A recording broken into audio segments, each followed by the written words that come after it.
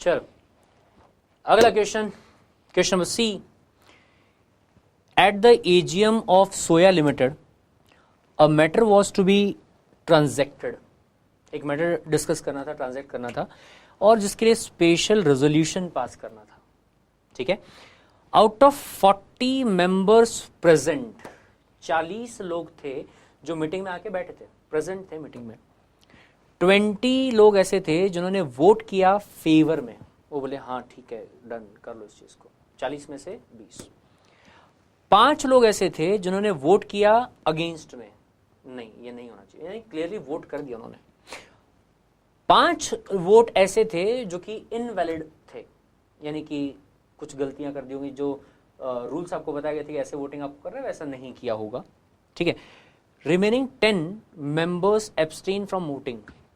हम नहीं करते बोले वोट वगैरह, सब मोह माया है, अगर हाँ बोलो तो हमारा हाँ है, ना बोलो तो हमारा ना है। ठीक है, we are neutral kind of this thing. The chairman of the meeting declared the resolution as passed. Chairman बोलता है कि रेजोल्यूशन पास हो गया, बराबर। Referring to the provision of companies act 2013 examine the validity of the chairman's declaration. क्या chairman का declaration सही है या डिक्लेरेशन गलत हो गया? तो ध्यान से, स्पेशल रेजोल्यूशन सर, उसके लिए तो बोला गया है कि जो लोग फेवर में हैं वो अगेंस्ट वाले के 3 गुना ज्यादा होने चाहिए, 3 टाइम्स मोर होने चाहिए, बराबर। तो यहां तो 40 में से 20 लोगों ने वोट किया। कितने लोगों ने? 20 लोगों ने। तो देखा जाए तो 50% ही हुआ, बराबर। लेकिन इंपॉर्टेंट पॉइंट यहां पे ये है, वो क्या है कि सर भले ही लोग 40 प्रेजेंट थे, लेकिन 5 लोग ऐसे थे जिनके वोट्स ही इनवैलिड हो गए। वोट्स क्या हो गए? इनवैलिड हो गए। और 10 लोग ऐसे थे जो बोलते हैं हम न्यूट्रल है। 10 लोग क्या बोलते हैं? हम न्यूट्रल है, हमें कुछ बोलना ही नहीं। अरे गेटिंग द पॉइंट? तो सर 40 लोग प्रेजेंट हैं लेकिन वोटिंग नहीं कर रहे। क्या नहीं कर रहे? वोटिंग नहीं कर रहे, या फिर वोट किया लेकिन इनवैलिड हो गए। तो इस पे 2 बहुत ही महत्वपूर्ण वाले केसेस हैं। एक तो पंजाब हरियाणा हाईकोर्ट का डिसीजन आया था in the Hind lever something limited, और दूसरा एक और हिंदुस्तान केमिकल लिमिटेड का केस था। तो उन दोनों में 2 बातें कही गई। पहली बात ये कही गई, सर द पर्सन और the member should be present and voting. Present and voting, सिर्फ उन्हीं लोगों की बात करेंगे जो लोग प्रेजेंट थे लेकिन सिर्फ ठूसने आए थे, खाना खाने आए थे और चले गए, उनको काउंट नहीं करेंगे। ठीक है, प्रेजेंट होना जरूरी है एंड वोट करना। दूसरी एक और बात कही गई दूसरे वाले केस लॉ में, कहा गया कि जो बंदा न्यूट्रल है या जो बंदा इनवैलिड वोट कास्ट कर रहा होगा उसको काउंट मत करो। समझा पॉइंट? क्लियर है? डन। तो प्रेजेंटेशन कैसा होगा देखेंगे आप लोग। 4 मार्क के लिए क्वेश्चन आपका ये आया था। Yes the chairman declaration and resolution passed is valid. क्यों वैलिड है?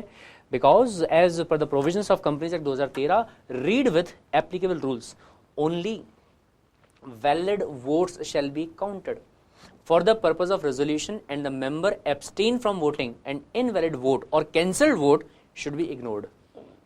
उसको क्या करना है? इग्नोर कर देना। ठीक है, चलिए। तो it was observed bye Punjab and Haryana high court in the case of Hind Lever Chemical Limited that only the members present and voting, please underline the word and, present भी होना चाहिए और वोट भी करना चाहिए। ठीक है, shall be counted and not all the members, पूरे 40 लोगों को काउंट नहीं करना, सिर्फ उतने लोग जो हैं और वोट कर रहे हैं। फिर भले ही नेगेटिव वोट क्यों ना कर रहे हो, नेगेटिव मतलब अगेंस्ट में, वो भी चलेगा। यानी कि हमारे एग्जाम्पल में 20 लोगों ने सही मतलब फेवर में वोट किया और 5 लोगों ने अगेंस्ट में वोट किया। तो वोट करने वाले लोग कितने थे? 25।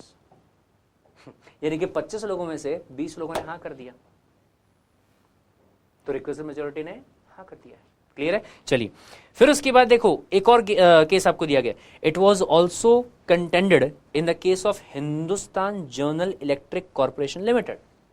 क्या कहा गया है कि that the members remaining neutral, जो न्यूट्रल है कुछ नहीं बोल रहे, ठीक है, और not participating in the voting are also to be ignored, उनको भी क्या कर दो? इग्नोर कर दो।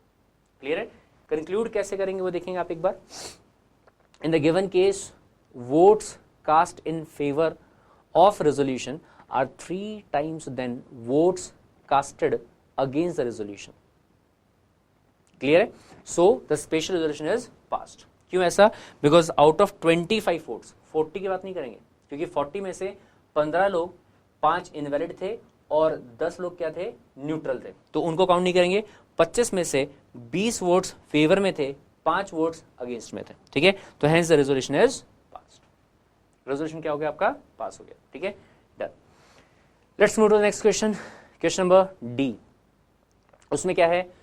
सुरेश नाम का एक मेंबर है रुचि लिमिटेड का. ध्यान देंगे, पब्लिक कंपनी है. जैसे ये वर्ड पे हमारा फोकस गया, पब्लिक कंपनी है, सुरेश एक मेंबर है, वो इंस्पेक्ट करना चाहता है रजिस्टर ऑफ डिपॉजिट. मेंबर है यानी कि शेयर होल्डर होगा, डिपॉजिट का रजिस्टर चेक करना चाहता है. ठीक है, maintained by the company as required under the companies act 2013. Company ने रिफ्यूज कर दिया to provide the register for inspection. नहीं करना बोले, इंस्पेक्शन करना is not allowed without assigning any reason. Reason भी नहीं बताया. क्या नहीं किया? रीजन भी नहीं बताया. Referring to the provision of the act, आपको एग्जामिन करना है the validity of the company's refusal. क्या कंपनी ने सही रिफ्यूज किया या नहीं किया? क्लियर है? दूसरा, what shall be your answer if the same register is demanded by the statutory auditor of the company for inspection and for their audit. ये आपको बता रहा है. तो sir answer again common sense वाला जो आंसर है वो सिंपल सा है. मेंबर बोले तो owner of the company. Owner of the company बोले तो कंपनी मेरी है. कंपनी मेरी है, कंपनी में क्या हो रहा है क्या नहीं हो रहा है वो चीज का पता करने का मुझे राइट होना चाहिए. डेली पता करने का राइट नहीं होगा, समझ में आता है, पर कभी तो होना चाहिए. साल में एक आधी बार मैं आके चेक करना चाहता हूँ, डायरेक्टर्स का रजिस्टर दिखाओ, मेंबर्स का रजिस्टर दिखाओ, प्रॉक्सी का रजिस्टर दिखाओ, डिपॉजिट का रजिस्टर, चार्ज क्रिएशन का रजिस्टर दिखाओ, जितने भी स्टैट्यूटरी वाले रजिस्टर्स हैं दिखाओ मेरे को. बराबर है? ये बोल सकता है और ये उसका राइट भी है. किसका? मेंबर का. मेंबर का राइट है कि भाई साहब जो भी डायरेक्टर्स, जो भी रजिस्टर्स हैं कंपनी में, वो रजिस्टर्स को मैं इंस्पेक्ट कर सकता हूं, मैं देख सकता हूं. लेकिन हाँ, रात को 12 बजे आके खड़ा हो गया, हाँ सर रजिस्टर दिखाओ. अरे सर बिजनेस आवर्स में आओ. सर कब आओगे? बिजनेस आवर्स में आओगे. तो स्पेसिफिकली बोला गया है कि कंपनी के शेयर होल्डर, कंपनी के डिबेंचर होल्डर या कंपनी के अदर सिक्योरिटी होल्डर्स, वो लोग भी कंपनी के रजिस्टर्स चेक कर सकते हैं in the business hours. Even extract भी निकाल सकते हैं without payment of any fees. बाहर वाले बंदे भी निकाल सकते हैं, लेकिन आपको फीस पे करना पड़ेगा. क्या करना पड़ेगा? फीस पे करना पड़ेगा. और अगर किसी डायरेक्टर ने या अगर कंपनी ने आपको ये रजिस्टर को इंस्पेक्ट करने से मना कर दिया, तो ईच पर्सन इन डिफॉल्ट या फिर एवरी ऑफिसर इन डिफॉल्ट उस पर फाइन लगेगा. कितना फाइन सर? 1000 रुपए. कितना रुपए? 1000 रुपए for each day in default. यानी कि आज मैं आपसे मांगने गया, आपने मुझे मना कर दिया, कल भी आपने नहीं बताया, परसों भी नहीं आपने बताया, नरसों भी नहीं आपने बताया, फिर अगले दिन गया फिर आपने बता दिया, तो उस दिन तक का आपके ऊपर क्या लगेगा? फाइन लगेगा. क्लियर है? हालांकि जो भी आपका फाइन है मैक्सिमम 1 लाख रुपए से ऊपर नहीं जाना चाहिए. कितने से ऊपर? 1 लाख रुपए से ऊपर. क्लियर है? डन. प्रेजेंट किस तरीके से करेंगे? अच्छे तरीके से देखते हैं. प्रेजेंटेशन आपका होगा, सबसे पहली बात, no company's refusal is not valid.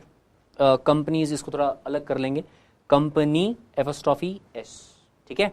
Refusal is not valid as per section number 94. कौन सा सेक्शन है? 94 of the Companies Act 2013. register and their indices are available to the members for inspection. लेकिन अगर कोई मीटिंग होने वाली है उसके लिए रजिस्टर को क्लोज किया हुआ है या ऐसा कुछ है तो नहीं देख सकता.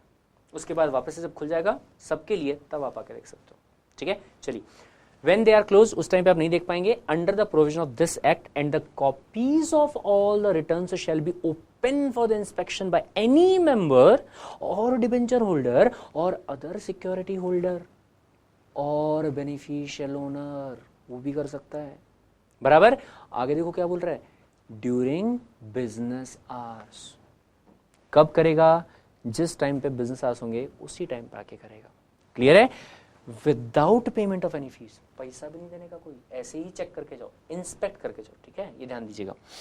And by any other person, बाहर वाला बंदा, on payment of such fees as may be specified in the article of association of the company.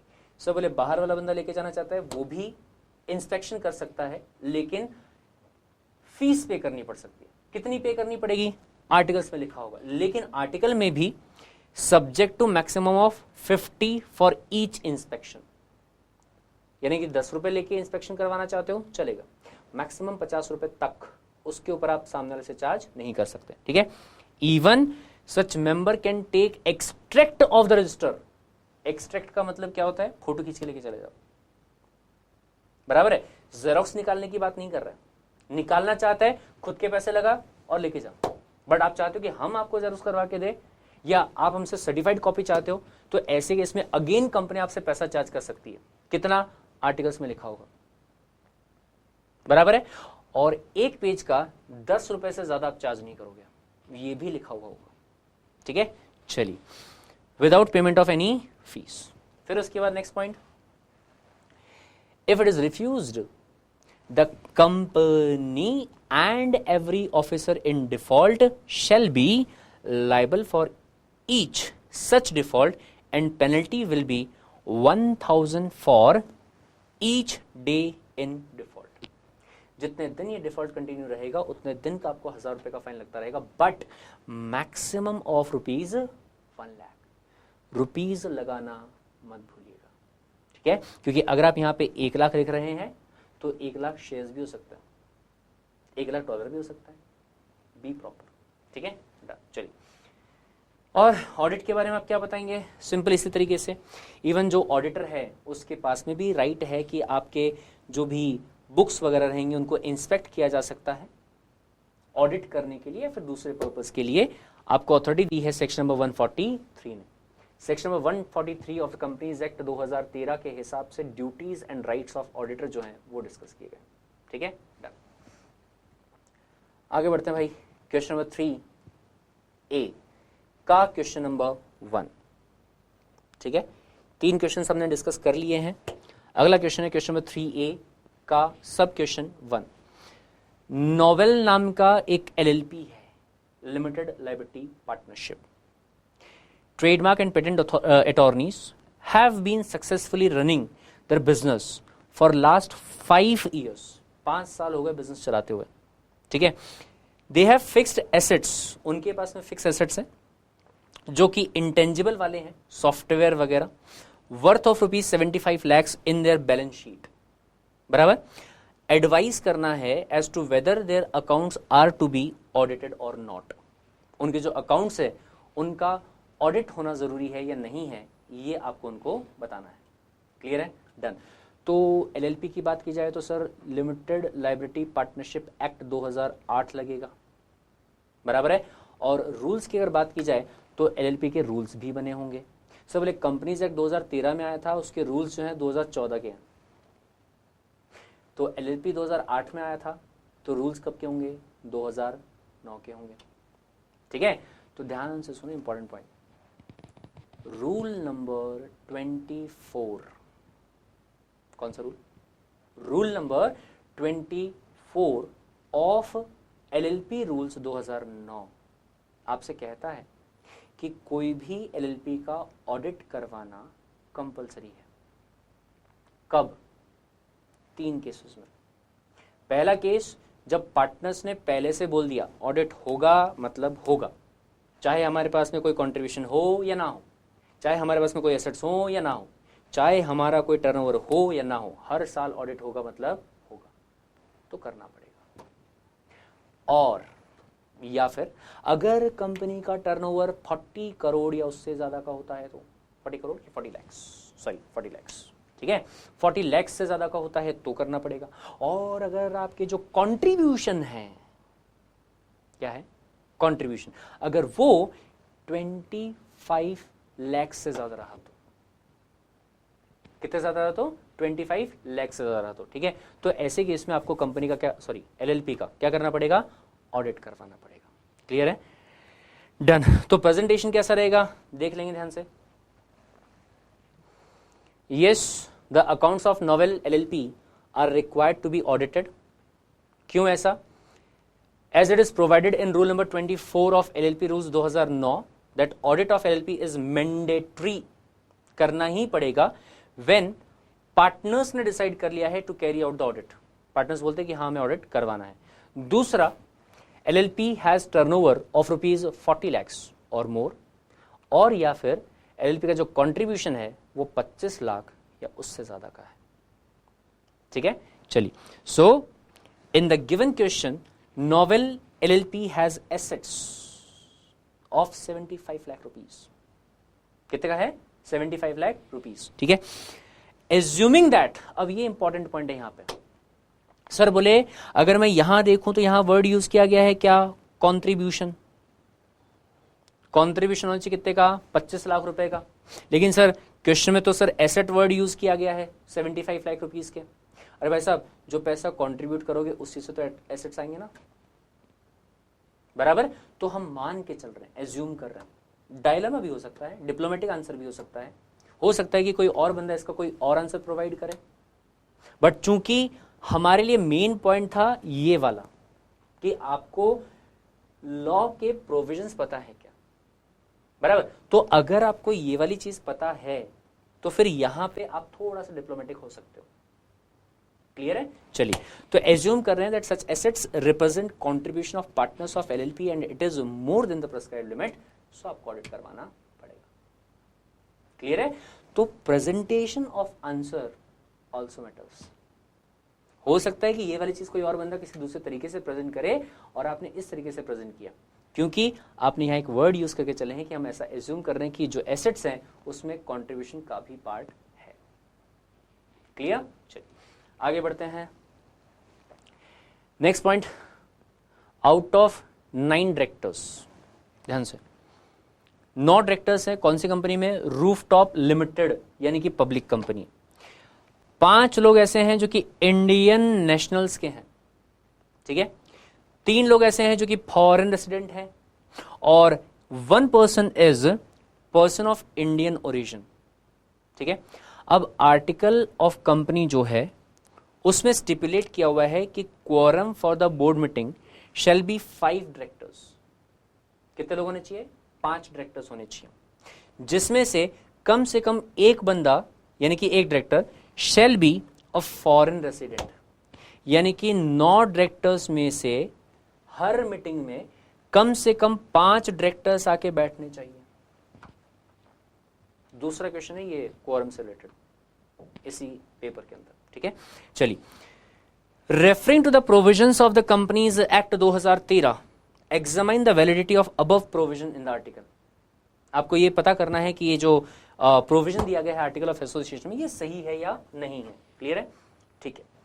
अब point is again same thing, अगर बोर्ड मीटिंग के क्वोरम की बात की जाए तो सेक्शन नंबर 174 बराबर है, उसी में कहा गया है कि कंपनी का जो क्वोरम रहेगा वो क्वोरम 1/3 होना चाहिए, 1/3 of total number of directors, total number of directors और 2 विच एवर इज हाइयर, दोनों में से जो भी क्या होगा ज्यादा होगा, बराबर है। ये किसने प्रोवाइड किया, सेक्शन नंबर 174 ने प्रोवाइड किया। लेकिन साथ में ये भी बोला गया है कि अगर आर्टिकल में हाइयर क्वोरम के बारे में बोला गया है तो आपको वो फॉलो करना पड़ेगा। समझा, अगेन कॉमन सेंस वाला लॉजिक, चीजें लॉफुल तरीके से होनी चाहिए। कंपनी में बोर्ड ऑफ डायरेक्टर्स बैठने वाले हैं, मीटिंग करने वाले हैं, 9 डायरेक्टर्स हैं, 9 में से 2 लोगों ने मीटिंग किया, रेजोल्यूशन पास किया, चलेगा क्या, बोले विल इट बी ओके कि 2 लोगों ने जो है रेजोल्यूशन पास कर दिया, ठीक है, 2 लोगों ने पास किया, उससे बेहतर अगर 5 लोगों ने पास किया तो ज्यादा बेहतर रहेगा, ज्यादा प्रॉपर डिसीजन आ गया होगा, बराबर है। तो ऐसे केस में अगर आप अगेन आर्टिकल ऑफ एसोसिएशन में एंट्रेंचमेंट करना चाहते हैं जो कि लॉ के दायरे में है, तो दैट इज ओके, उसमें कुछ भी गलत नहीं है, समझा।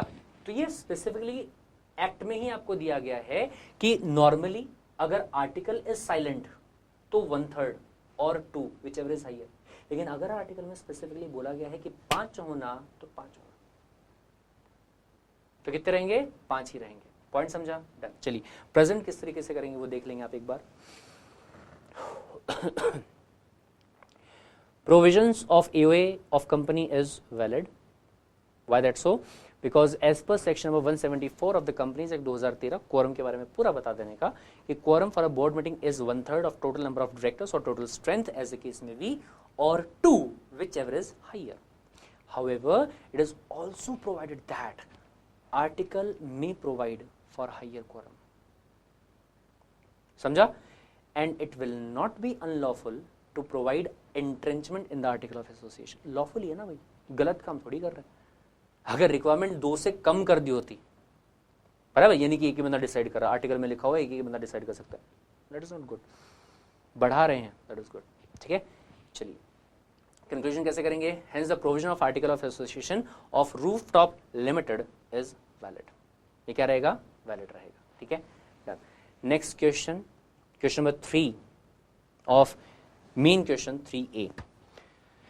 केएम लिमिटेड नाम की कंपनी है, उसका एक बोर्ड है, वो प्रपोज कर रहा है कि हम 11.33% of the net profit transfer करना चाहते हैं to the general reserve.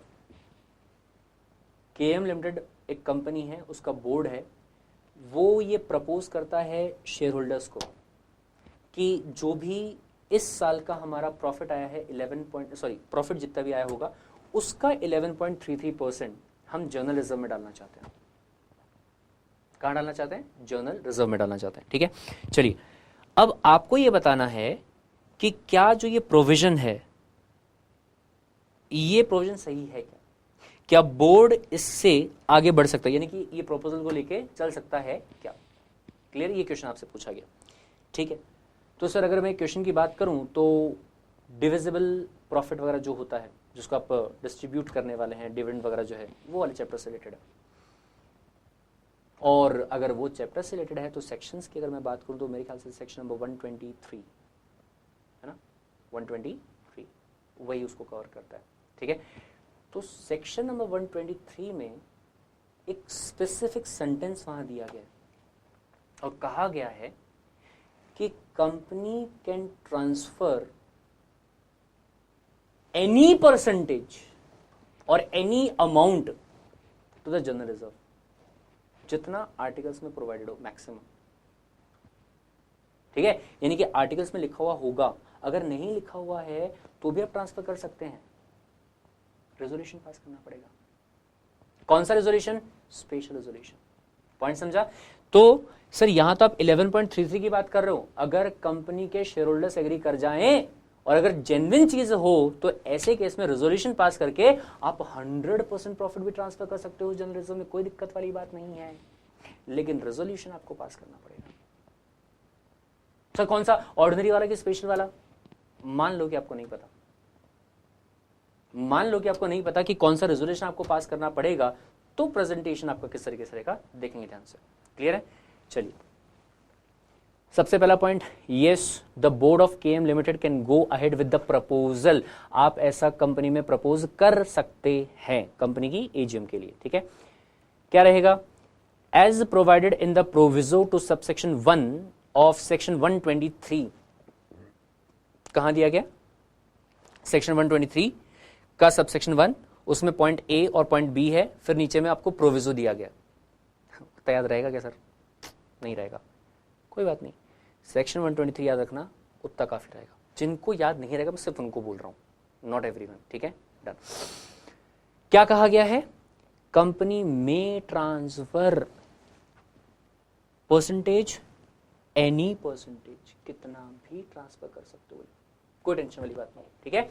Any percentage of profit to reserve before declaring dividend subject to condition that it shall be approved होना चाहिए by the requisite majority of the shareholders in the general meeting और shall be already mentioned in the article of association. तो जितना ईओए में दिया गया है आप उतना कर सकते हैं, अगर उससे भी ज्यादा करना चाहते हैं तो शेयर होल्डर्स का अप्रूवल आपको लेना पड़ेगा। समझा पॉइंट? डन। कंक्लूड कैसे करेंगे? In the given case board of director is proposing, अच्छा दूसरी बात, मैं यहां बीओडी लिख रहा हूं पर आप एग्जाम में बोर्ड ऑफ डायरेक्टर पूरा लिखेंगे। समझा? चलिए, board of director is proposing the transfer 11.33% of profit to the general reserve which company can do, company transfer कर सकती है। चलिए नेक्स्ट क्वेश्चन 3A का आखिरी क्वेश्चन, इसके बाद और आपके 4, 5, 6 3 क्वेश्चंस बड़े बड़े और बाकी हैं, करते पूरे। क्वेश्चन नंबर 4, प्रिया नाम की एक नॉमिनी डायरेक्टर है। कौन से डायरेक्टर है? नॉमिनी। नॉमिनी डायरेक्टर कौन होता है? कोई फाइनेंशियल इंस्टीट्यूशन या फिर कोई बैंक हमारी कंपनी में अपॉइंट करता है, अगर हमने उससे लोन लिया होगा तो, ठीक है, ओके। नॉमिनी डायरेक्टर है on the board of aroma limited, जो कि एक लिस्टेड कंपनी है, और प्रिया जो है वो इन्फॉर्म करती है बोर्ड को during the board meeting that next AGM report of the company shell contain a management discussion and analysis report.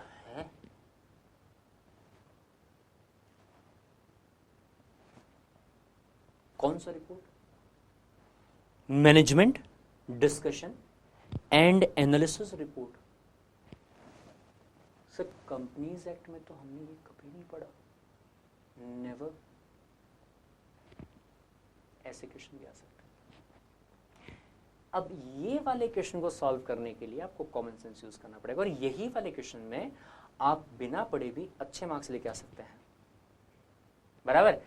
लेकिन इसके लिए एक बात थोड़ा ध्यान से सुन लो, वो क्या कि पूरे कंपनीज एक्ट को आपको अच्छे से समझना पड़ेगा, अच्छे से आपको रिवाइज करना पड़ेगा, अच्छे से आपको पढ़ना पड़ेगा, पूरे कंसेप्ट क्लियर करने पड़ेंगे। आप ये नहीं बोल सकते कि सर बोले एक काम करता हूँ, कुछ चैप्टर्स जो इंपॉर्टेंट वाले हैं सिर्फ वही पढ़ लेता हूँ क्योंकि क्वेश्चन तो उसी में से आते हैं, या मेजॉरिटी क्वेश्चन उसी में से आते हैं, बराबर। सर आज की डेट में उसमें से आ गए होंगे, लेकिन व्हाट अबाउट द प्रोफेशनल? अगर एग्जीक्यूटिव में आपने बेस लेवल पे सिर्फ वो पढ़ लिया जो कि इंपॉर्टेंट वाली चीज है, तो प्रोफेशनल में कहां जाओगे? समझा? जो चीज एग्जीक्यूटिव में पढ़ने की थी वो वहीं पे पढ़ने की थी, और जो प्रोफेशनल में पढ़ने की है वो प्रोफेशनल में पढ़ेंगे। आज के डेट में भी मैथ्स का एक सवाल नहीं बनता मेरे को। क्यों ऐसा? 10th में कभी मैथ्स नहीं पढ़ा, पढ़ा भी होगा तो पास होने के चक्कर में पढ़ा। आज अगर कोई मुझे बोले कि मैथ्स के सवाल आपको करने हैं, 12th के सवाल करने हैं, या फिर एस द केस में भी, मैं नहीं कर पाऊंगा, because base needs to be strong, वो जरूरी है।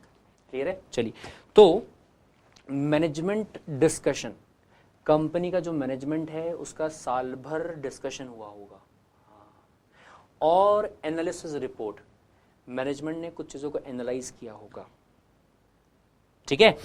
तो वो रिपोर्ट, अब ये एक और चीज देखो यहां पे कहानी में ट्विस्ट, और कुछ बच्चे शायद यहां पे चीजें गलत करके आए होंगे, ठीक है, क्योंकि इंटरप्रिटेशन आपने गलत किया होगा। वो कैसे? ध्यान से देखो, कहा गया है कि प्रिया नाम की नॉमिनी डायरेक्टर ने कंपनी के बोर्ड को बताया कि अगली एजीएम के अंदर there shall be a management discussion and analysis report, and आप being the CS have been asked, आपको बोला गया है बाय द बोर्ड, आपके बोर्ड ने बोला है टू प्रिपेयर द रिपोर्ट। आपको रिपोर्ट प्रिपेयर करने बोला, किसने बोला? बोर्ड ने बोला। सीएस इंस्टीट्यूट ने बोला क्या? क्या सीएस इंस्टीट्यूट ने आपको रिपोर्ट प्रिपेयर करने के लिए बोला क्या? आई होप आप रिपोर्ट नहीं बना के आए होंगे। अगर बना के आए होंगे तो मैं ये नहीं कहूंगा कि आपको मार्क्स नहीं आएंगे, अगर सही रिपोर्ट बना के आए होंगे तो मार्क्स मिलेंगे, पर आपका टाइम वेस्ट हुआ होगा जिसकी वजह से आपके 12 से 16 मार्क का क्वेश्चन छूट गए होंगे, ठीक है। नीचे ध्यान दो, इंपॉर्टेंट पॉइंट, आपको स्टेट करना था matters you would include in the report. अगर वो रिपोर्ट बनानी आपको आ जाए तो उस रिपोर्ट के अंदर मैटर्स कौन से आने चाहिए ये आपको बताना था, रिपोर्ट बना के नहीं देनी थी। अगर रिपोर्ट बनाने की बात करो तो एक एक कंपनी की 8-8, 10-10 पेज की रिपोर्ट बनती है, बारीक बारीक वर्ड्स में, मतलब इतने भी बारीक नहीं, थोड़े बारीक। आपके पास टाइम था उतना बनाने के लिए, बराबर। आपको सिर्फ मैटर्स बताने थे कि कौन से मैटर्स इंक्लूड करने।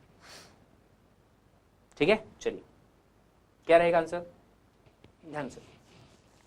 मैनेजमेंट डिस्कशन और एनालिसिस। तो कंपनी ने साल भर डिस्कशन किया होगा मैनेजमेंट ने और एनालाइज किया होगा कंपनी का बिजनेस कैसा है, कंपनी का बिजनेस इन्वायरमेंट कैसा है, कंपनी में क्रेडिट रेटिंग वगैरह जो है वो किस तरीके की है अगर कोई है तो। फिर उसके अलावा कंपनी का जो फाइनेंशियल पोजीशन है या फिर जो परफॉर्मेंस है वो कैसा रहा, अगर इकलौती कंपनी है तो इकलौती कंपनी का, अगर सब्सिडरी कंपनी है तो कंसोलिडेटेड वाला बना के आपको बताना था, मतलब सिर्फ पॉइंट आपको बताना है वहाँ पे। ठीक है, तो ये ऐसे वाले जो पॉइंट है वो आपको वहाँ पे आएंगे। दूसरा, कंपनी के ट्रेड और इन्वेस्टमेंट्स जो हैं पूरे वर्ल्ड वाइड कहाँ कहाँ पे हो रहे हैं, कैसे कैसे हो रहे हैं और कितने परसेंटेज से हो रहे हैं। कंपनी कोई रिसर्च वगैरह कर रही है क्या, उसके ऊपर आपको एक रिपोर्ट जो है वो पॉइंट वहाँ पे आपको डालना पड़ेगा, बराबर। तो ये कुछ पॉइंट्स है जो कि वहाँ पे आपको सिंपली ये बोल दो कि जो 12th में आपने मैनेजमेंट पढ़ा था ना वैसे कुछ तो भी पॉइंट्स आपको यहाँ पे डालने हैं जो कि कंपनी के काम से रिलेटेड रहेंगे। ठीक है, चलिए देखते हैं कौन से पॉइंट आपको रेफर करने हैं। मैटर्स और the points to be included in the management discussion and analysis report are as follows. पहला, कंपनी का बिजनेस। दूसरा, business environment of the company. तीसरा, rating of security of company अगर कोई है तो। चौथा, overview of global trade and development. पांचवा, फाइनेंशियल रिव्यूज। छठा, इंटरनल कंट्रोल का प्रोसीजर जैसा भी आपके यहाँ पे होगा वो आपको बताना रहेगा। सातवां, क्या फ्यूचर में हम कोई नए इनिशिएटिव लेना चाहते हैं या लेने वाले हैं या इसी साल में हमने कोई नए इनिशिएटिव लिए होंगे तो वो आप कहाँ डालने वाले हो ये ध्यान दीजिएगा।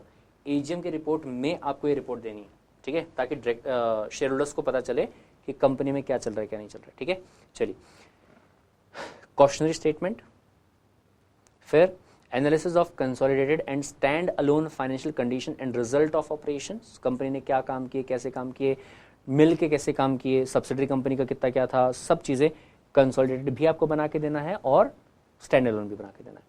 फिर रिस्क मैनेजमेंट। ये 10 पॉइंट जो मुझे समझ में आए मैंने वो डाले। कुछ कंपनीज ऐसी होंगी जिनके वर्क नेचर की वजह से 15 पॉइंट भी आ सकते हैं, कुछ कंपनीज ऐसी होंगी जिनमें शायद 5 ही पॉइंट आए। ठीक है, तो अलग अलग हो सकता है।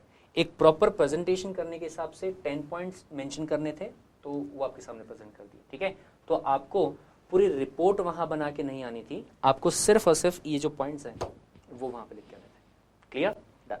चलिए बढ़ते हैं आगे। 4th क्वेश्चन बहुत ही अच्छा क्वेश्चन है।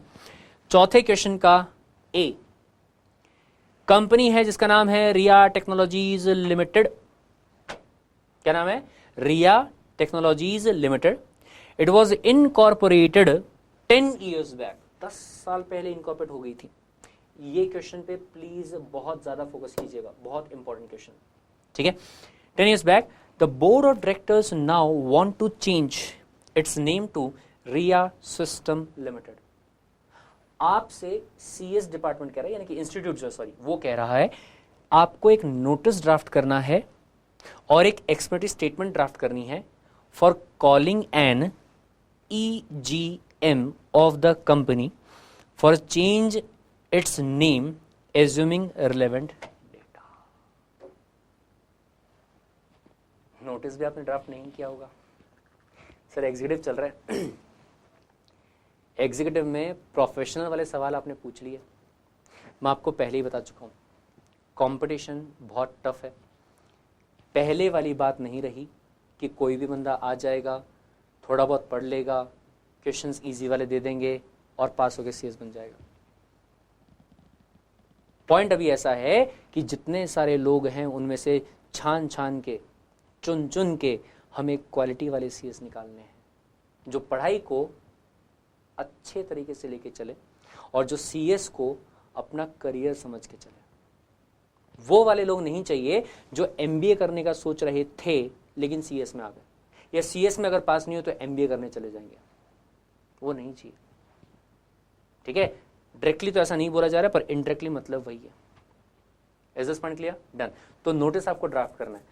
ये क्वेश्चन इस पूरे सेशन का सबसे इंपॉर्टेंट क्वेश्चन है, क्योंकि प्रेजेंटेशन यहाँ पे बहुत मैटर करता है। आपका जो प्रेजेंटेशन है वो बहुत अच्छा होना चाहिए, बहुत प्रॉपर होना चाहिए। ठीक है, कैसे करेंगे ध्यान से सुनिए। चलिए, सबसे पहला पॉइंट आपका जो भी पेपर रहेगा उस पेपर के सेंटर पे आप ऐसे कैपिटल में लिखेंगे तो और अच्छी बात है। क्या लिखेंगे? नोटिस। किस चीज के लिए? Extra ordinary general meeting of the share holders. आगे अगर आप लिखते हैं ऑफ दिस कंपनी तो भी चलेगा, अच्छा रहेगा, नहीं तो इतना भी अगर आपने लिखा तो भी चलेगा। क्लियर है? ये एक नोटिस जो है वो यहां पे दिया जा रहा है। आगे देखेंगे, ये पैराग्राफ बहुत ज्यादा इंपॉर्टेंट है, बहुत मतलब बहुत ज्यादा इंपॉर्टेंट है, क्योंकि आपका इंप्रेशन जो है वो इसी पैराग्राफ से बनने वाला है। और चूंकि आप नोटिस दे रहे हैं, आपका जो नोटिस है वो एम्बिग्विटी वाला नहीं होना चाहिए, कंफ्यूजन वाला नहीं होना चाहिए, प्रॉपर इंफॉर्मेशन कन्वे करना चाहिए। ये बात आपको कंफर्म करनी है, वो ध्यान देना आपको। ठीक है, तो यहां ध्यान से सुनिए, हम नोटिस दे रहे हैं तो नोटिस जो ये येलो किया हुआ है, this is very much important for the presentation. इन्हीं चीजों के आपको मार्क्स मिलते हैं, ये आपको मेंशन करना जरूरी है। Sir notice B and is hereby given that, notice दिया जा रहा है दैट एंड पूरा लिखेंगे, नॉट ईजीएम, पूरा लिखेंगे that an extraordinary general meeting. Sir बार बार आएगा, आगे फिर बताना पड़ेगा ईजीएम है, ईजीएम है, ईजीएम है, तो बार बार एक्स्ट्रा ऑर्डिनरी जनरल मीटिंग ऐसे लिखूं? यहां पूरा लिखा, ब्रैकेट में लिख दो ईजीएम। अब ठीक है, अब इसके बाद अगर आपने ईजीएम लिखा तो जिसके पास में भी इंफॉर्मेशन जा रही है उसको समझ में आ जाएगा that yes you are talking about EGM. बराबर? चलिए, of the shareholders, sir creditors की नहीं है, शेयर होल्डर्स की, ध्यान दीजिएगा। ठीक है, और ये वाली कंपनी की है, कौन सी कंपनी? रिया टेक्नोलॉजीज लिमिटेड। ठीक है, ओके। द कंपनी, अगेन आप ये नाम बार बार अगर यूज करने वाले हैं तो अभी एक काम करो, इसको बता दो द कंपनी। ठीक है, आगे वापस से अगर आप द कंपनी यूज करोगे तो भी क्या रहेगा? चलेगा। Will, important, will be held on day, day बोले तो वेडनेसडे, थर्सडे, ट्यूसडे, वो डे आपको बताना जरूरी है। ठीक है, डे के बाद में कॉमा डेट, जैसे आज की date is 29th of December 2016, तो 29th of December 2016 at time, कितने बजे आपके यहां पे मीटिंग होने वाली है वो भी बताना पड़ेगा। बराबर है? सर डे बताने की क्या जरूरत है? इंफॉर्मेशन पूरी देनी पड़ेगी।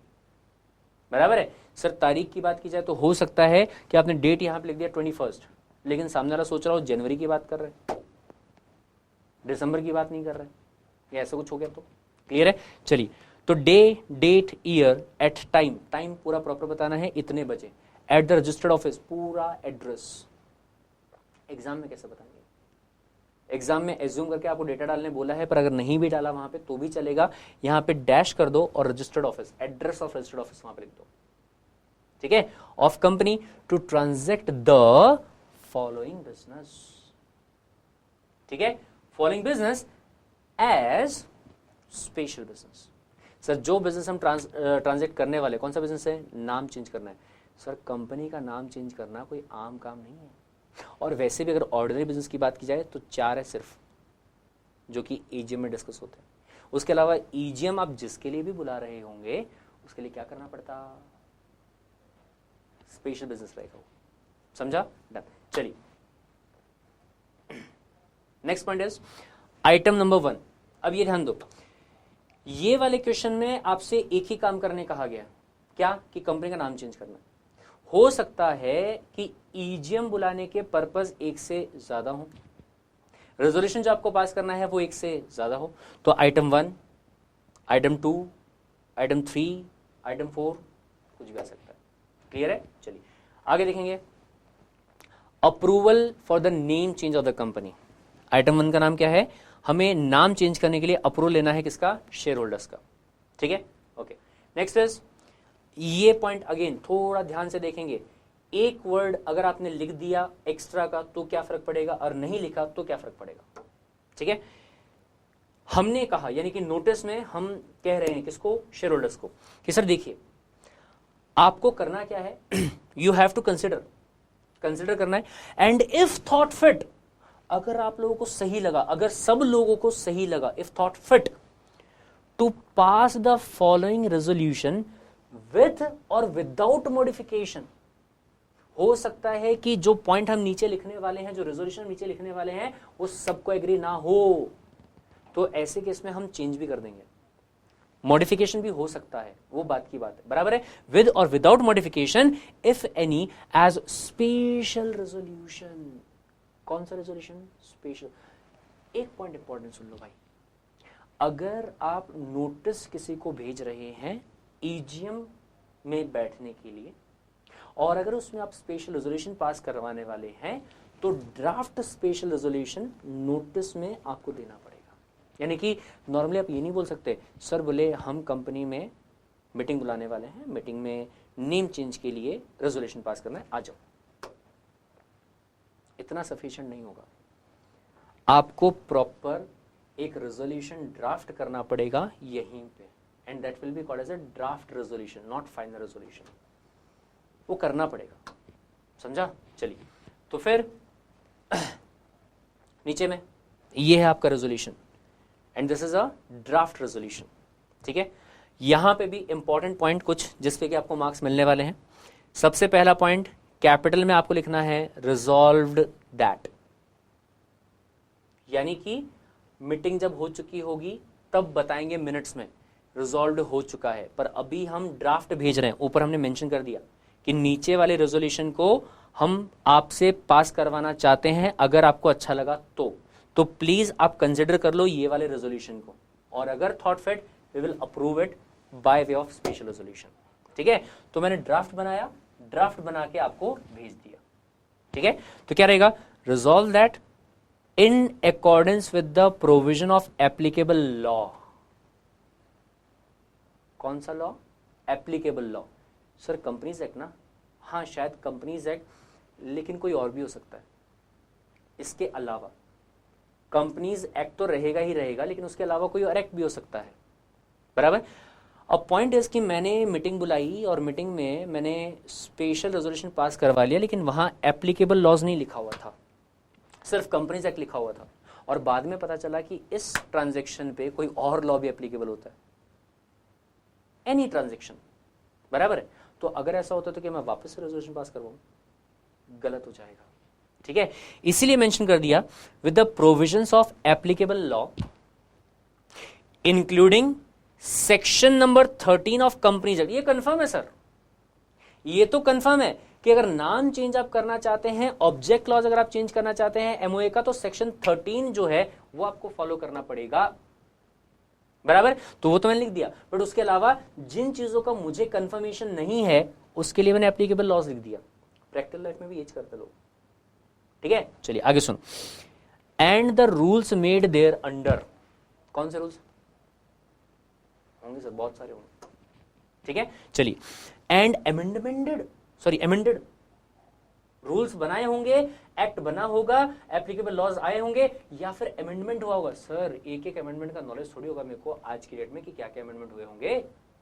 तो अगर मैंने वो अमेंडमेंट यहां पे नहीं लिखा तो क्या अगेन रेजोल्यूशन फेल हो जाएगा, बराबर। चलिए, amended from time to time, approval of shareholders of the company be and is hereby accorded। ये लाइन आनी जरूरी है, be and is hereby accorded by way of special resolution। किससे किया, special resolution to adopt the new name as RIA System Limited in substitute of existing। पुराने वाले नाम की जगह पे नया नाम हम यूज करना चाहते हैं, और उसके लिए यहां पे be and is hereby accorded. Shareholders ने अपना अप्रूवल दे दिया है, ऐसा मैंने ड्राफ्ट बना के आपके पास भेज दिया कि जब आप मीटिंग में आओगे तो आप इस पे कंसेंट देने वाले हो, समझा, ठीक है। ठीक है, समझ गया, दे देंगे।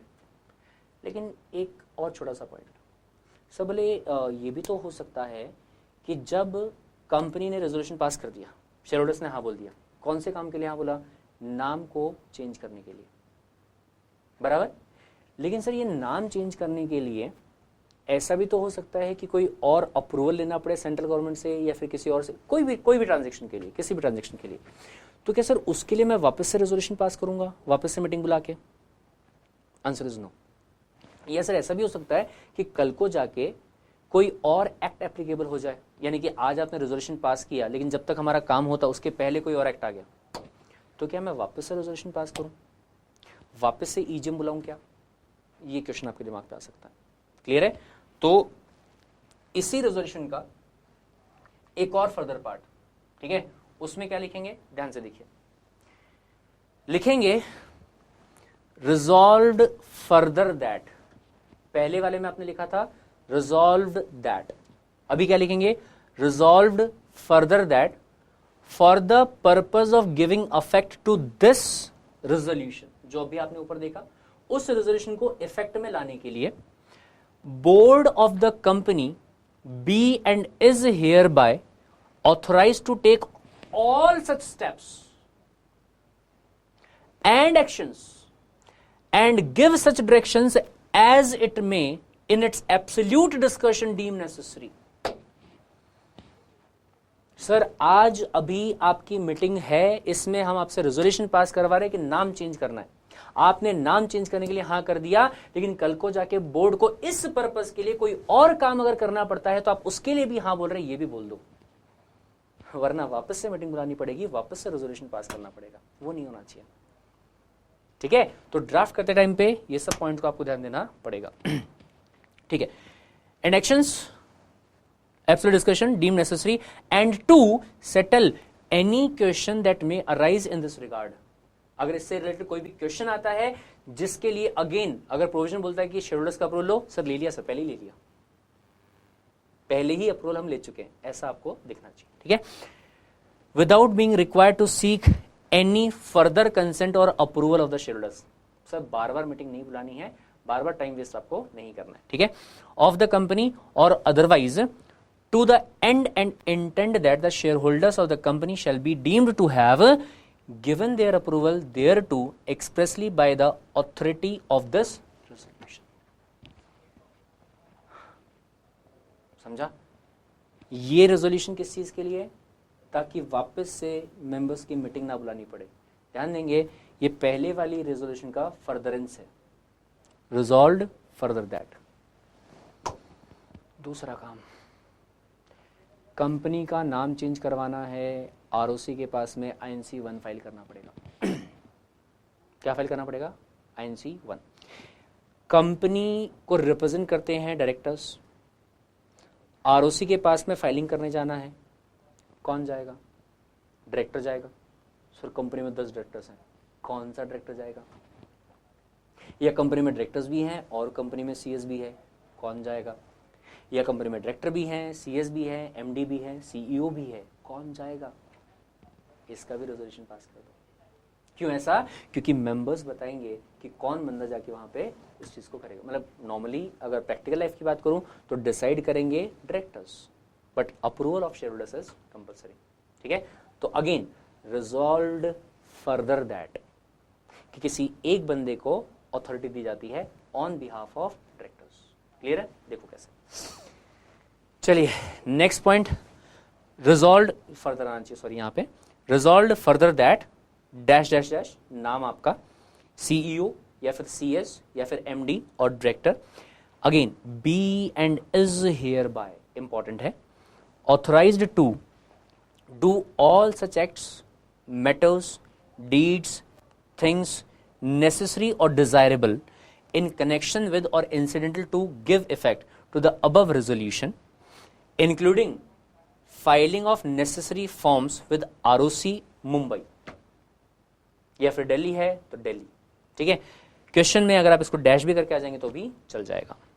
Maharashtra as may be required in relation to such amendment and to comply with the other requirements in this regard। समझा? तो ये जो नोटिस है, अगर ये नोटिस ईजीएम का है तो ये जो स्पेशल रेजोल्यूशन है इसका एक ड्राफ्ट बना के आपको नोटिस में ही देना पड़ेगा, ये ध्यान रखिएगा। ठीक है, चलिए फिर नीचे में ये भी इंपॉर्टेंट है, for and on behalf of board of directors. कौन सी कंपनी? रिया टेक्नोलॉजी। रिया टेक्नोलॉजी की सिस्टम, सर सिस्टम तो बनने की अभी तक, अभी कौन सी है? रिया टेक्नोलॉजी। ठीक है, तो रिया टेक्नोलॉजी लिमिटेड के बिहाफ पे और उसके लिए साइन किया जा रहा है। इंपॉर्टेंट पॉइंट, आप यहां अपना ऑटोग्राफ देके नहीं आएंगे, यहां सिर्फ आप एसडी लिखेंगे या ब्रैकेट में SIGN वो भी लिखा तो भी चल जाएगा। क्लियर है? डन। नीचे में ऑथराइज सिग्नेटरी, जो भी बंदा होगा जिसको कि वो नोटिस को साइन करना ऑथराइज किया गया होगा बाय द बोर्ड, क्योंकि नोटिस कौन भेजता है? बोर्ड भेजता है। ठीक है, तो CS को ऑथराइज किया गया होगा, CEO को किया गया होगा, जिसको भी किया गया होगा वो बंदा वहां पे क्या कर देगा? साइन कर देगा। यहां डेट आ जाएगी और प्लेस आ जाएगा। नोटिस पे डेट और प्लेस दोनों होना जरूरी है, सेक्शन नंबर 101।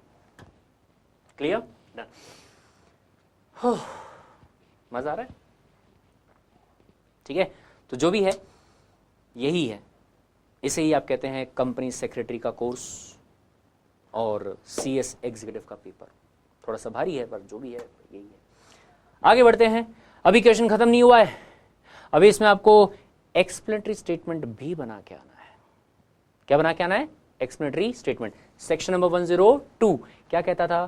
कहता था कि अगर इस पर्टिकुलर रेजोल्यूशन में या इस पर्टिकुलर ट्रांजैक्शन में कंपनी का कोई भी डायरेक्टर या KMP या उसका रिलेटिव इंटरेस्टेड है तो उसका इंटरेस्ट स्पेसिफाई करो, और अगर नहीं है तो लिख के दो कि none of the directors are interested in this scheme. और ये भी बताना पड़ेगा कि ये वाला जो रेजोल्यूशन है ना, इसको पास करने के लिए बोर्ड रेकमेंड कर रहा है। क्यों कर रहा है वो भी बताना पड़ेगा। यानी कि कंपनी का नाम चेंज करना जरूरी है, ऐसा बोर्ड का मानना है, एंड बोर्ड रेकमेंड भी कर रहा है, ताकि कल को जाके अगर कुछ प्रॉब्लम हो गई तो बोर्ड ये ना कह सके मेंबर्स ने रिजोल्यूशन पास किया, हमने थोड़ी कुछ किया। ठीक है, वो नहीं होना चाहिए। चलिए, एक्सप्लेनेटरी स्टेटमेंट। अगेन पेपर आपका बीच में आप ऐसे लिख देंगे, explanatory statement under section 102 of companies act 2013। Notice वाले में भी लिख सकते हैं, notice under section 101 of companies act 2013, चलेगा वो भी। ठीक है, ओके। सबसे पहला रीजंस ऑफ पासिंग रेजोल्यूशन वो बताएंगे।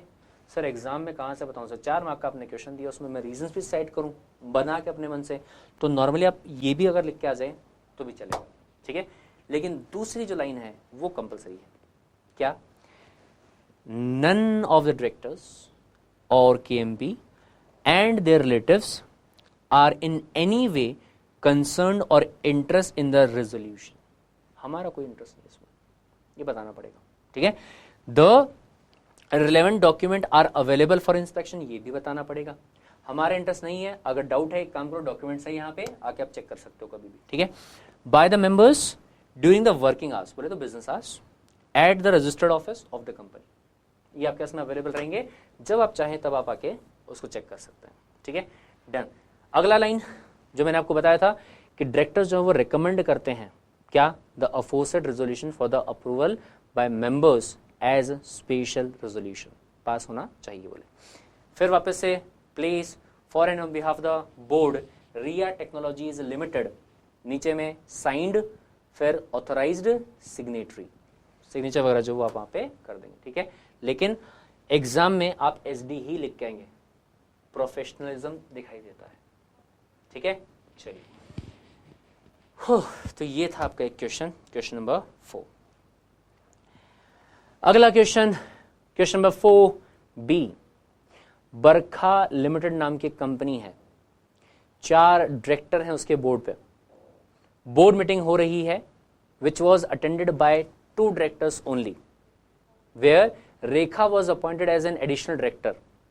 रेखा is related to both the directors, दोनों डायरेक्टर से रिलेटेड है रेखा, बराबर है। ठीक है, referring to the provision of the company act 2013 examine करना है कि रेखा का जो अपॉइंटमेंट है वो वैलिड होगा या नहीं होगा। Again section number 173 and 174। Sir section number 174 में कहा गया है अबाउट द क्वोरम। क्वोरम के लिए कहा गया है क्या कि सर अगर article of association is silent, उसमें अगर कुछ भी नहीं दिया गया है तो ऐसे केस में कंपनी के बोर्ड मीटिंग का quorum should be 1/3 of total number of directors और 2 विच एवर इज हायर। लेकिन जो डायरेक्टर्स हैं वो डिसइंटरेस्टेड डायरेक्टर्स होने चाहिए। कौन से directors? Disinterested directors, section 2 clause 49। अगर कोई डायरेक्टर का डायरेक्टली और इनडायरेक्टली इस पर्टिकुलर ट्रांजैक्शन में कोई रिलेशन निकल रहा है तो उस बंदे को क्वोरम के लिए काउंट नहीं किया जाएगा। पॉइंट समझा? सर दिए वाले क्वेश्चन में क्या होगा सर, क्या फर्क पड़ेगा? डायरेक्टर ही तो अपॉइंट करना है, तो एक कॉमन सेंस की बात है। सो बोले फिलहाल कंपनी में 4 डायरेक्टर्स हैं, एक और डायरेक्टर अगर आ जाता है तो 5 हो जाएंगे। 5 में से 3 डायरेक्टर्स एक तरफ, 2 पहले वाले और एक रेखा, क्योंकि तीनों क्या है? रिलेटिव है, और 2 डायरेक्टर्स एक तरफ, तो रेजोल्यूशन तो इनके ऊपर ही डिपेंड करेगा। अगर ये हाँ बोलेंगे तो ही हाँ होने वाला है, ठीक है। तो सिंपल सा पॉइंट आपको यहाँ पे ये बोला गया है कि क्वोरम जो रहेगा वो डिसइंटरेस्टेड पर्संस का होना चाहिए। कौन से पर्संस का? डिसइंटरेस्टेड पर्संस का, ठीक है। डन। देखते हैं कैसे क्या है प्रेजेंटेशन आपका। सबसे पहला point, appointment is not valid. Why that so? Because as per section number 174 of the companies act, पहले भी अपन देख चुके हैं, quorum for the board meeting is 1/3 of total number of directors whichever is, sorry, और 2 वहां पे आना चाहिए था, 1/3 of total number of directors or 2 whichever is higher, provided further that interested directors will not be counted for the purpose of quorum if at any time interested directors exceed or equals to 2/3 of total number of directors, the remaining non-interested directors shall be the quorum, provided it is not less than 2। Meeting में 2 लोग आए, दोनों के दोनों related है, interested हुआ है, clear है? चलिए, सो ऐसे केस में in the given case of Barkha limited, out of 4 directors only 2 are present in the meeting and both are related to Rekha, hence appointment is not valid, appointment valid नहीं रहेगा, ठीक है। चलिए आगे बढ़ते हैं। सी पॉइंट, राइज लिमिटेड नाम की कंपनी है which diversify interest has constitute investor education in the protection fund, IEPF fund जो है वो उन्होंने बनाया। as required under the provision of companies act 2013, company has so far not deposited any amount to the fund, IEPF account में कुछ नहीं डाला, ठीक है। the company has so far not deposited any amount to the fund, the president finance has asked you, आपसे बात कर रहे हैं, आप कौन हो? Company secretary, to submit a note on the amount payable to the creditor of the fund and the period within which amount shall be paid। बराबर, आपको एक नोट जो है वो बना के देना है, क्लियर? तो यहां पे एक सिंपल सी बात तो की आती है कि सर अगर मैं IEPF अकाउंट बनाने की बात करूं, कौन से अकाउंट की? IEPF अकाउंट की अगर मैं बात करूं तो सर वो तो सेक्शन नंबर 205 के हिसाब से सेंट्रल गवर्नमेंट को बनाना पड़ता है, बराबर। और वो वाले फंड के अंदर जो पैसा जाता है कंपनी से, वो ऐसे वाला पैसा होता है जो कि किसी भी पर्सन ने कंपनी से क्लेम नहीं किया या कंपनी किसी को पे नहीं कर पाई। डिविडेंड हो गया या फिर कोई और एक्सपेंसेस हो गए, इंटरेस्ट हो गया, रिपेमेंट हो गया, बराबर। ऐसे वाले जो खर्चे रहेंगे वो वहां पे जाके डिपॉजिट होते हैं सेक्शन नंबर 205 के हिसाब से, क्लियर है? तो ऐसे केस में प्रेजेंटेशन कैसा रहेगा देख लेंगे एक बार आप। 4 मार्क्स का क्वेश्चन है। Section number 205, unclaimed dividend amount और other unpaid amount towards application money या फिर मैच्योर डिपॉजिट और डिबेंचर और interest thereon should be retained in the separate account for 7 years, वो आपको वहां पे मेंटेन करना पड़ता है, बराबर है। And if amount is not claimed with in 7 years, अगर 7 साल में क्लेम नहीं किया जाता है तो आपको IEPF में ट्रांसफर करना है, और जिस बंदे का अमाउंट था वो वहां से जाके पैसे जो है वो विड्रॉ करेगा। अब सर अगर कंपनी के ऊपर ऐसी कोई लायबिलिटी आई ही नहीं होगी, अगर किसी का पैसा देना बाकी ही नहीं होगा, तो फिर क्यों करना पड़ेगा? ये पॉइंट आपको समझा? आपको डिपॉजिट करना नहीं पड़ेगा। क्लियर है? चलिए फिर उसके बाद में क्या बोल रहा है, then such amount shall be transferred to the government in IEPF account along with detail in E-form INV5 duly verified and certified by practicing CA, CS, CMA in India or by the statutory auditor of the company। समझा? Done. चलिए अगले point पे बढ़ते हैं। While transferring the unclaimed or unpaid dividend to investor fund, company should submit a statement in the prescribed form, वही ऊपर वाला INV5, giving details of the nature of some, कि जो सर पैसा जो है वो डिवेंचर्स वाला है या डिपॉजिट वाला है या उस पर इंटरेस्ट है या डिविडेंड है या क्या है, जो भी है।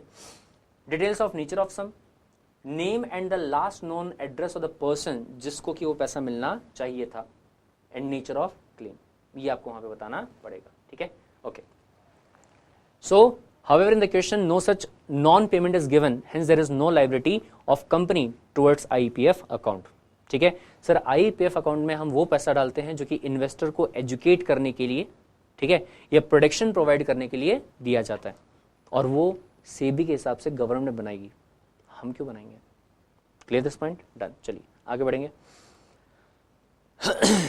अगला क्वेश्चन काफी अच्छा क्वेश्चन है। 6 persons are the only members of TAB Private Limited. All of them went to USA on a pleasure trip. घूमने गए by aeroplane. On the way, the plane was crashed and all 6 members died. 6 के 6 member मर गए, तो company का क्या होगा? बहुत ही आसान सा चिल्लर सा क्वेश्चन है, आपको पहले से पता होगा इस चीज के बारे में। परपीचुअल सक्सेशन, ठीक है, परपीचुअल सक्सेशन, जिसमें कि बोला गया है कि मेंबर्स में कम एंड मेंबर्स में go, but the company will go on forever. जिंदगी भर कंपनी क्या होगी? चलती रहेगी। ठीक है? चलिए प्रेजेंट कैसे करेंगे देख लीजिए एक बार। ये मेरा प्रेजेंटेशन आप अलग तरीके से भी कर सकते हैं। Yes, Tab private limited still exist and will continue to exist forever until dissolved by operation of law. Forever का मतलब ये नहीं कि कभी नहीं मरेगी। अगर वाइंड अप कर देते हो और डिसॉल्व करवा देते हो बाय ऑपरेशन ऑफ लॉ तो हट जाएगी। क्लियर है? Okay. A company being an artificial person can not be incapacitated, ठीक है, by illness and it does not have an allotment span of life. ऐसा नहीं है कि इतने साल ही जीने वाली, ऐसा कुछ वो होने वाला नहीं। ठीक है? डिसॉल्व करोगे तो खत्म हो जाएगी, जब तक डिसॉल्व नहीं करोगे कंपनी चलती रहेगी। ठीक है? ओके। द डेथ, इंसॉल्वेंसी और रिटायरमेंट ऑफ मेंबर्स से कंपनी को कोई इफेक्ट नहीं पड़ेगा। ठीक है?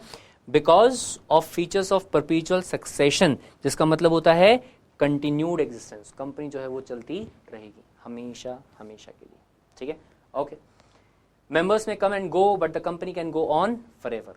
Next point is, so in the given case also the company will continue irrespective of death और ऑफ ऑल इट्स मेंबर्स। भले ही वो मर जाए या छोड़ के चले जाए, in that case also company will continue because it is a separate legal entity. Done? चलिए next question, question number 5. Board of Directors of the Progressive Limited, कौन सी कंपनी है? Progressive Limited, decide to issue equity shares of the company with differential voting rights. थोड़ा सा complicated questions, क्योंकि institute को भी पता है कि आपको इनके जो लिमिट्स वगैरह हैं वो याद नहीं होंगे, करके सीधा 8 मार्क का दे दिया। ठीक है? चलिए, board of directors of the progressive limited decides to issue equity shares of the company with DVR. ठीक है? आपको सिंपल ये बताना है कि कंडीशंस क्या हैं जिसके हिसाब से डीवीआर को इशू किया जा सकता है। ठीक है? तो कंपनीज एक्ट लगेगा पहली बात, और दूसरी बात क्या लगेंगे? रूल्स लगेंगे, जिसमें आपको क्या दिया होगा? कंडीशंस दी गई होंगी। ठीक है? अब कंडीशंस की बात की जाए तो मोटा मोटी हिसाब किताब, सर शेयर्स में डील करने की बात हो रही है तो आर्टिकल का अथॉरिटी होना चाहिए, राइट?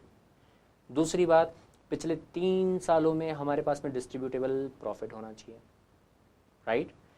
तीसरी बात, सर बोले कंपनी में किसी भी टाइप का जो रीपेमेंट वगैरह है उसमें कोई डिफॉल्ट नहीं होना चाहिए। ये मोटा मोटी हिसाब किताब, ठीक है। डिटेल में अगर बताना चाहें तो प्रेजेंट कर सकते हैं इस तरीके से। 8 मार्क का क्वेश्चन ये आपको आया था।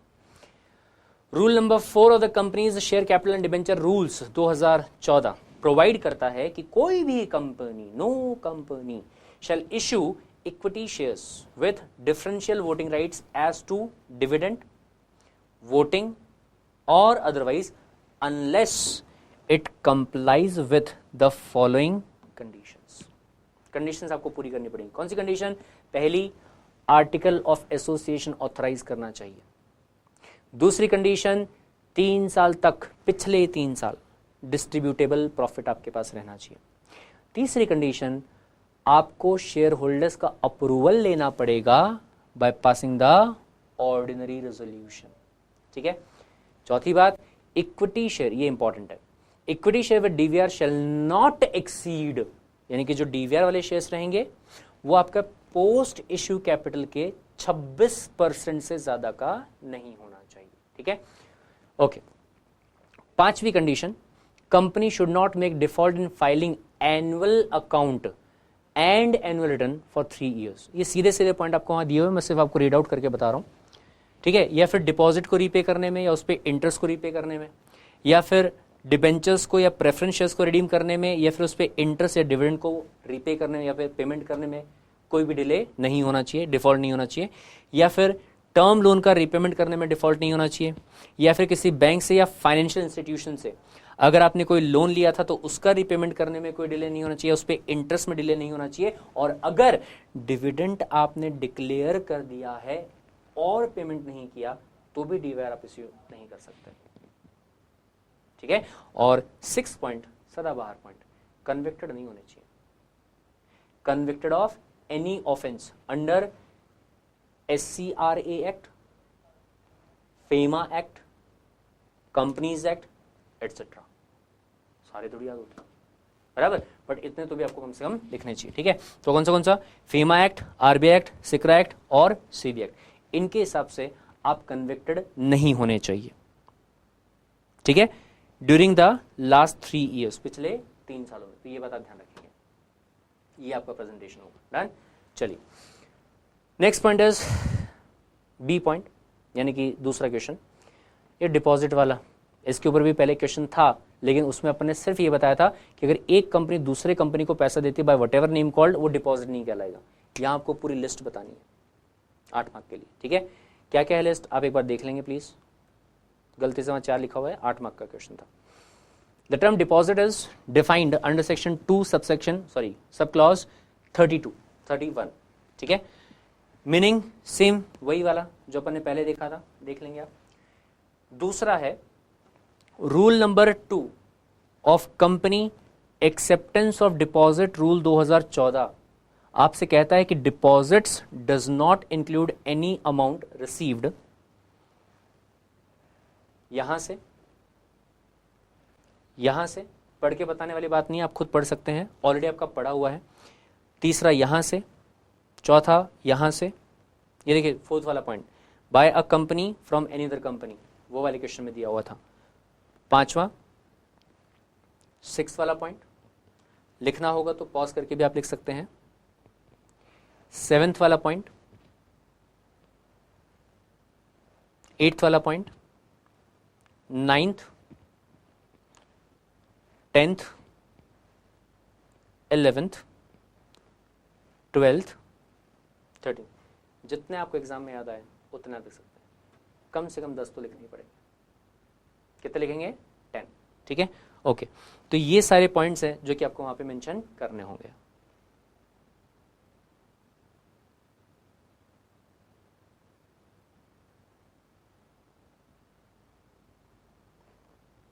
कितने पॉइंट्स बता दिए? 20 में से 10 पॉइंट्स आराम से आप याद कर सकते हैं, ठीक है। चलिए next point, next question number 6। Rukmani नाम की एक स्टैट्यूटरी ऑडिटर है ऑफ एनर्जीज लिमिटेड, जिसका फ्री रिजर्व जो है वो कैपिटल के, पेड अप कैपिटल के 4 गुना ज्यादा है। कंपनी के पास रोहित नाम का भी एक सेक्रेटरियल ऑडिटर है, this is a cost auditor, जो कि क्या है, एक कॉस्ट ऑडिटर है, ठीक है. Sorry, there is a cost auditor, नाम है Amit, and an internal auditor, नाम है सुनील. आपको एग्जामाइन करना है the provision of the companies act 2013, read with the secretarial standards, advise the company as to who is और are required to be present at the forthcoming AGM of the company. किसको वहां पे रहना जरूरी है, किसको नहीं है, ठीक है. तो अगेन बैटरी थोड़ी सी डाउन है और चार्जर में लेके नहीं आया, तो थोड़ा कंक्लूड करने की कोशिश करेंगे जल्दी.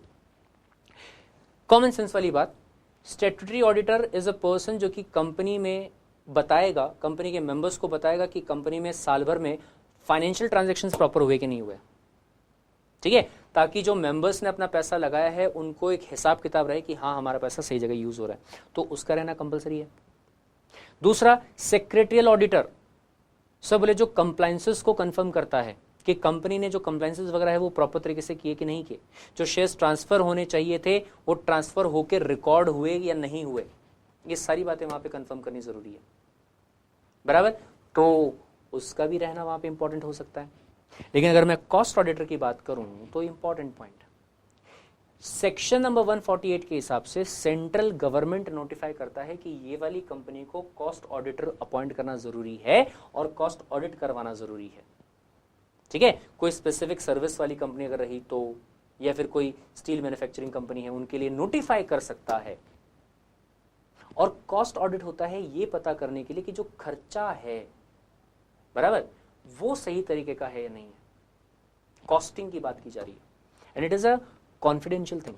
दूसरी बात, कॉस्ट ऑडिट जो है, कॉस्ट ऑडिट की जो रिपोर्ट है वो भी एजीएम की रिपोर्ट का पार्ट नहीं बनती, बराबर है. तो जो चीज एजीएम के रिपोर्ट का पार्ट नहीं बन रही है उस चीज को एजीएम में भी प्रेजेंट करने की जरूरत नहीं है. क्लियर है. तो कॉस्ट ऑडिटर अगर एजीएम में नहीं आता है, we have no issue with that. लेकिन जो स्टैट्यूटरी ऑडिटर है और जो सेक्रेटरियल ऑडिटर है उसको एजीएम में आना पड़ेगा. क्लियर है, डन. प्रेजेंटेशन कैसा होगा एक बार देख लीजिए आप. चलिए,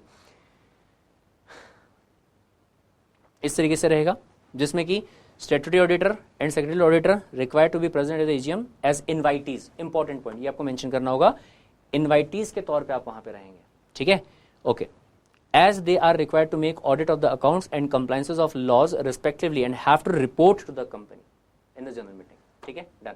लेकिन कॉस्ट ऑडिटर का रहना जरूरी नहीं है, ठीक है, ये देख लेंगे आप. आगे बढ़ते हैं. Next point is, next question is, बोले सर कंपनीज एक्ट 2013 के प्रोविजंस के हिसाब से कौन सी चीजें सीएसआर में आती हैं या नहीं आती हैं, और अगर सीएसआर आपको करना है तो the average net profit criteria जो है वो बिफोर टैक्स लेना है या आफ्टर टैक्स लेना है, इसके बारे में आपको क्वेश्चन पूछा गया है. क्लियर है. चलिए, तो सीएसआर की एक्टिविटीज में कौन सी चीजें आती हैं ये हमको पता है. क्यों पता है? क्योंकि सेक्शंस में दिया गया. लेकिन कौन सी नहीं आती है नहीं पता, बराबर. तो घुमा के थोड़ा उल्टा करके, कैसे करके सर, ऐसी चीजें जो शेड्यूल नंबर 6 में नहीं दी गई है.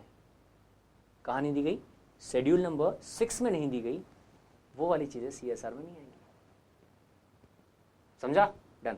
और अगर मैं बात करूं कि बिफोर टैक्स लेना है कि आफ्टर टैक्स लेना है, तो ध्यान से सुनो.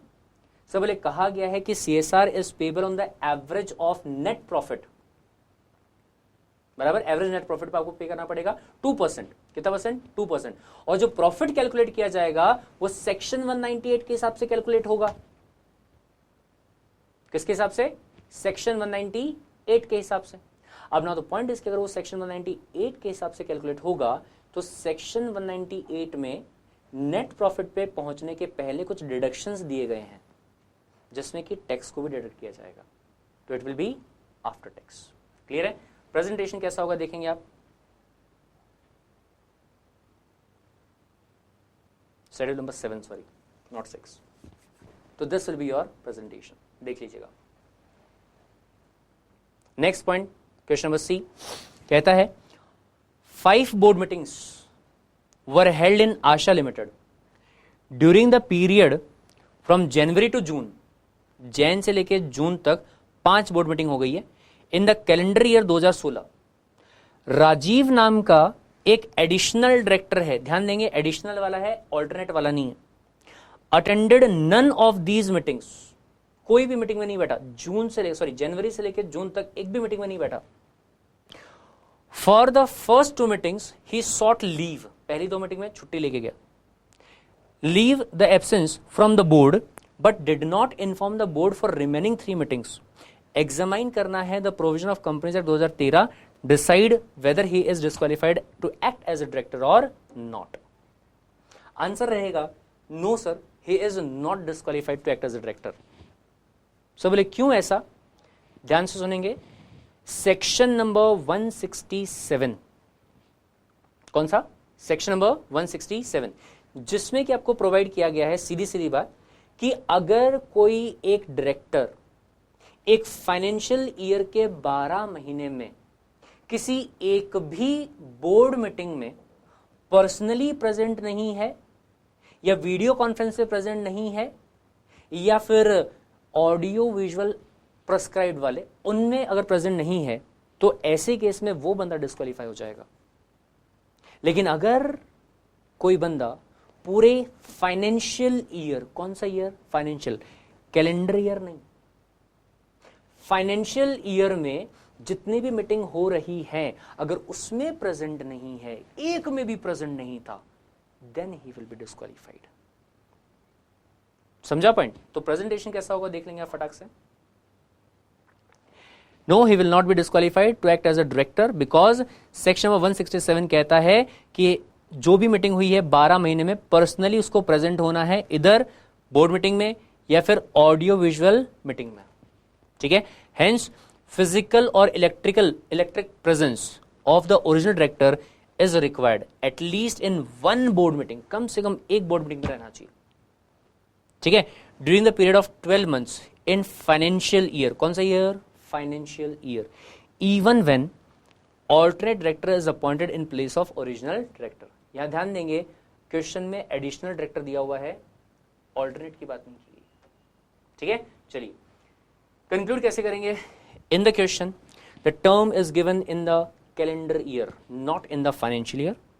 ठीक है, तो disqualification can not be decided according to the calendar year. Sir बोले जनवरी से जून में 5 मीटिंग हुई होगी, लेकिन अप्रैल से मार्च में कितनी मीटिंग हुई वो बताइए ना, उसके बेसिस पर हम डिसाइड कर सकते हैं। क्लियर है? चलिए लास्ट क्वेश्चन, आखिरी। Examine the provision of companies act 2013, explain the power of the central government to order the amalgamation of companies in the public interest. Clear है? बोले पब्लिक इंटरेस्ट में क्या सेंट्रल गवर्नमेंट अमलगमेशन करवा सकता है कुछ companies का, या 2 या 2 से ज्यादा कंपनीज का। अब यहां मुझे एक चीज का डाउट ये है कि इंस्टीट्यूट ने आपको कंपनीज एक्ट 2013 क्यों लिख के दिया, जबकि दिसंबर 2016 के लिए यहां पे 1956 जो है वो आपका एप्लीकेबल है। क्लियर है? खैर जो भी है, अगर मान लो ऐसा भी कोई क्वेश्चन है जिसमें कि नोटिफिकेशन अभी तक आया नहीं है बट आपको पुराने प्रोविजन के बारे में पता है, तो आई विल रिकमेंड कि एटलीस्ट वो चीज आप वहां पे लिख के आ जाओ। ठीक है, तो अपन ने क्लास में भी एक बार डिस्कस किया था कि अगर सेंट्रल गवर्नमेंट चाहे तो पब्लिक इंटरेस्ट में 2 या 2 से ज्यादा कंपनीज को आपस में अमलगमेट करने का ऑर्डर पास कर सकता है by giving a notification in the official gazette. ये पावर दिया गया है सेंट्रल गवर्नमेंट को कंपनीज एक्ट 1956 के सेक्शन नंबर 396 के हिसाब से। किसके हिसाब से? 396 के हिसाब से। और अगर मैं नए एक्ट की बात करूं तो सेक्शन 237 डील करता है ये वाली चीज में। पॉइंट समझा? एक एग्जांपल भी मैंने आपको दिया था कि अक्टूबर 2014 में national spot exchange limited, that is the NSEL, और fintech limited, financial technologies limited, इन दोनों कंपनीज का आपस में मर्जर कर दिया गया था by passing the order by the central government. Clear है? डन। प्रेजेंटेशन कैसा होगा देख लीजिए आप एक बार। क्या बोलता है कि सेक्शन 237 ऑफ कंपनीज एक्ट 2013 या फिर section 396 of the companies act 56 deals with the power of central government to provide for the amalgamation of company in public interest. ठीक है, क्या बोलता है? कहता है कि इट प्रोवाइड्स दैट अगर सेंट्रल गवर्नमेंट इज सेटिस्फाइड, अगर सेंट्रल गवर्नमेंट को लगता है कि ये जरूरी है, एसेंशियल है, किसमें? पब्लिक इंटरेस्ट में, क्या कि दो या ज्यादा कंपनीज अमलगमेट हो जानी चाहिए, तो सेंट्रल गवर्नमेंट ऑर्डर दे सकता है by notification in the official gazette, provide for the amalgamation of those companies into a single company with such constitution, जैसा उसको ठीक लगे, विद सच प्रॉपर्टी जैसा उसको ठीक लगे, विद सच पावर जैसा उसको ठीक लगे, विद सच राइट्स जैसा उसको ठीक लगे, और interest, authority and privileges, and with such liability, duty and obligation as may be specified in the order.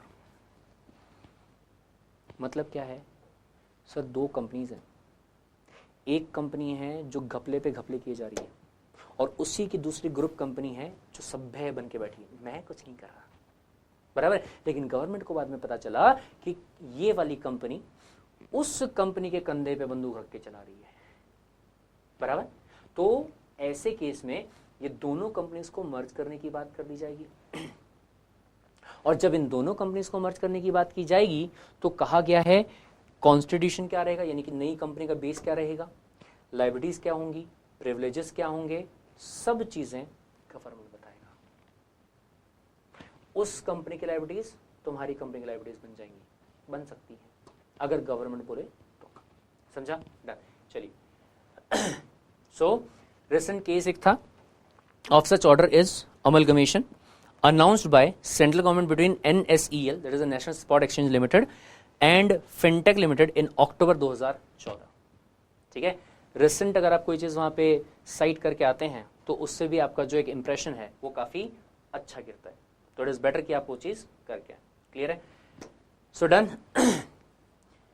मैंने आपको एक छोटी सी कोशिश की कि दिसंबर 2016 का जो पेपर है उसका एक मोटा मोटी प्रेजेंटेशन जो है वो मैं आपको बता दूं कि किस तरीके से आपको ये पेपर सॉल्व करना चाहिए था, या ऐसा पेपर या जैसा भी क्वेश्चंस है वो अगर फ्यूचर में आते हैं तो उन क्वेश्चंस में कैसे आपको डील करना है, बराबर।